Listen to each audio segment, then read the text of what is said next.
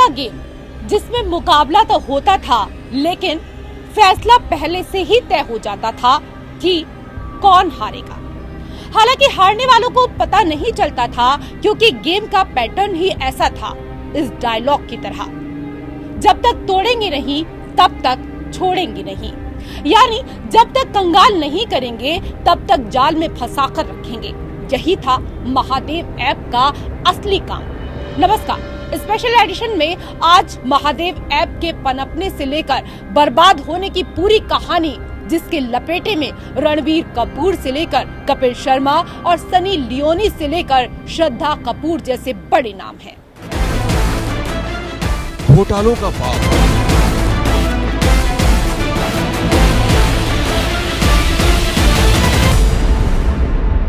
घोटालों में घोटाला कह लीजिए या फिर महाघोटाला।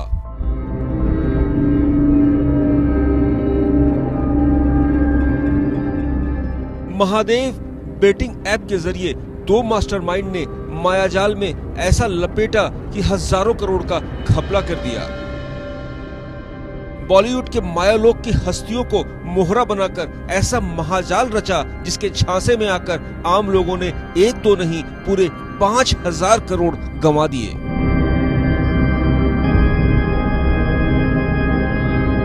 जब एंडोर्स करने के लिए बॉलीवुड सितारे हों, पार्टियों में पैसा पानी की तरह बहाया जाए और शादी ऐसी कि बड़े बड़े राजा महाराजा पानी भरने लगे, तो एजेंसियों के कान खड़े हो गए।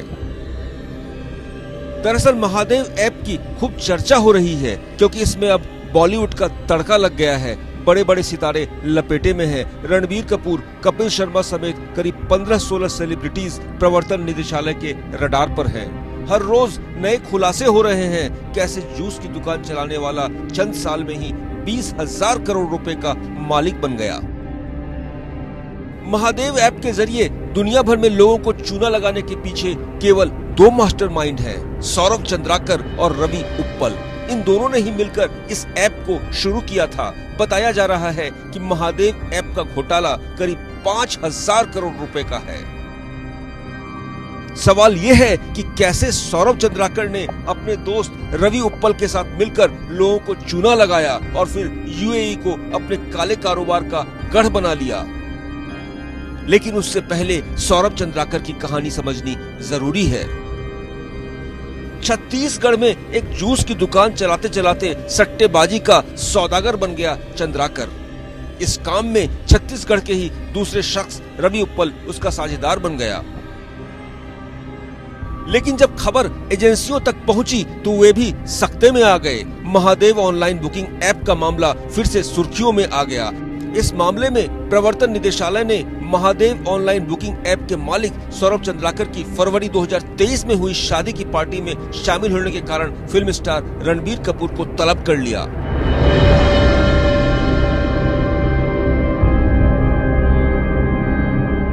दरअसल जिस भव्य शादी की वजह से सौरभ चंद्राकर एजेंसियों के रडार पर आया, वो शादी दुबई में 200 करोड़ रुपए खर्च करके शाही अंदाज में की गई थी। इस शादी में महफिल सजाने के लिए बॉलीवुड की तमाम सेलिब्रिटीज ने शिरकत की थी।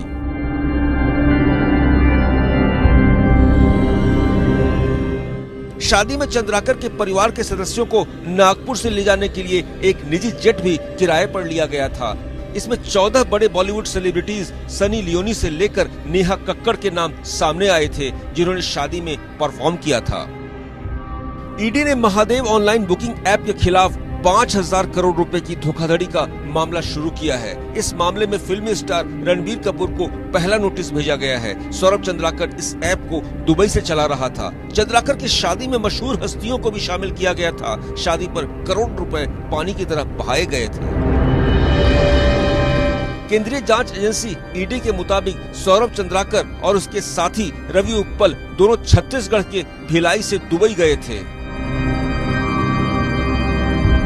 सौरभ चंद्राकर का घर छत्तीसगढ़ के सुदूर इलाके भिलाई में है। चंद्राकर काफी समय से सऊदी अरब में रह रहा है। इस साल फरवरी में सौरभ चंद्राकर ने दुबई में भव्य तरीके से शादी की थी। वही शादी जिसमें 200 करोड़ रुपए पानी की तरह बहाए गए थे। शादी में कई बॉलीवुड स्टार्स भारती सिंह, टाइगर, रणबीर कपूर, नेहा कक्कड़ समेत 14 फिल्मी सितारों का परफॉर्मेंस वीडियो सामने आया था। इस शादी पर कंपनी ने 200 करोड़ रुपए से भी ज्यादा रकम खर्च किए थे।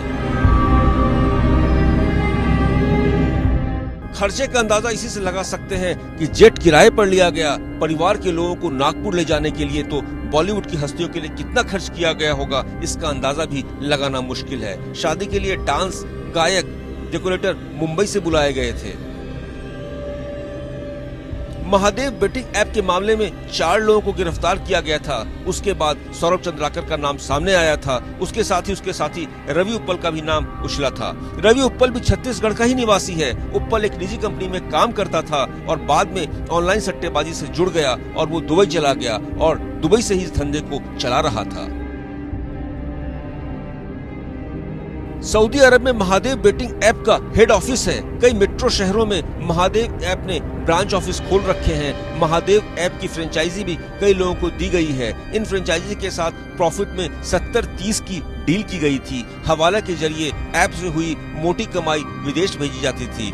ऑनलाइन सट्टेबाजी ऐप के जरिए बड़ी रकम का लालच देकर ग्राहकों को फंसाया जाता था और फिर धोखाधड़ी से कई गुमनाम बैंक खातों में पैसे जमा किए जाते थे। हाल ही में ईडी के अधिकारियों ने मुंबई, कोलकाता और भोपाल में एक साथ तलाशी में नकदी समेत 417 करोड़ रुपए की संपत्ति जब्त की थी। इंटरनेट के दौर में गेमिंग का बुखार लोगों के सिर चढ़कर बोल रहा है। महादेव ऐप ने लोगों के इसी खुमार का फायदा उठाया। Mahadev online book betting app कई वेबसाइट और ऐप का एक सिंडिकेट है। बेटिंग ऐप को 70-30 के लाभ अनुपात पर फ्रेंचाइजी देकर चलाया जाता है। इसका हेडक्वार्टर यूएई में स्थित है। इस एप्लीकेशन के कॉल सेंटर श्रीलंका, नेपाल में भी हैं। इस कंपनी पर अवैध सट्टेबाजी, वेबसाइटों को नए उपयोगकर्ता दिलाने, बेनामी बैंक खातों और पैसों की हेराफेरी करने का आरोप है। हाल ही में ईडी ने सितंबर महीने में महादेव ऑनलाइन लॉटरी ऐप मामले की जांच करते हुए कोलकाता, भोपाल, मुंबई समेत देश के विभिन्न शहरों में छापेमारी करके 417 करोड़ से भी ज्यादा की संपत्ति फ्रीज की और जब्त की और कई लोगों की गिरफ्तारी भी हुई।